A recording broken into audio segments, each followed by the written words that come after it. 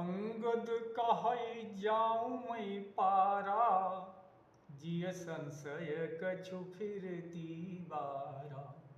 अंगद कहै जाऊँ मैं पारा, जिय संशय कछु फिरती बारा।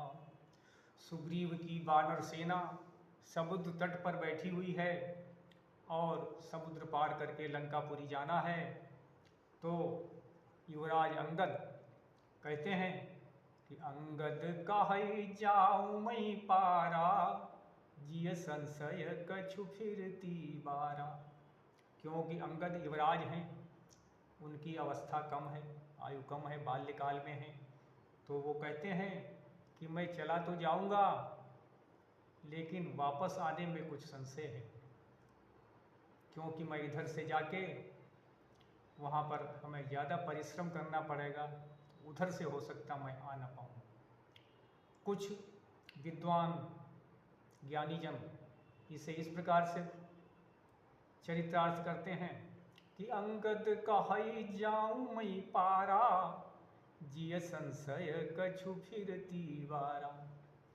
अंगद ये कहते हैं कि मैं चला जाऊंगा और सीता माता का पता लगाकर फिर वापस भी आ जाऊंगा, परंतु जब पुनः लंका पर आक्रमण के लिए वानर सेना श्री राम और लक्ष्मण जी के साथ फिर लंका पर आक्रमण के लिए आएगी, तब मैं हो सकता कि इतना थक जाऊं कि फिर दोबारा हमारा साहस ना रहे तीसरी बार लंका जाने का।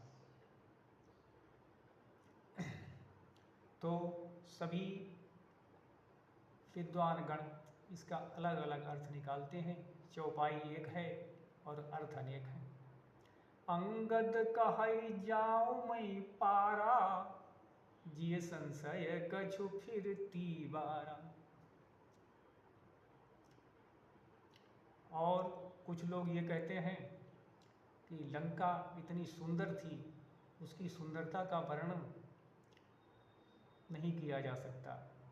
तो कुछ लोग ये कहते थे कि अंगद बाल्यकाल में हैं और वो जाएंगे तो वहाँ इतना अच्छा उनको लगेगा कि हो सकता वो अपने बालकपन में वहीं लंका में ही रह जाएं, उनको वापस आने की सुध ना रहे।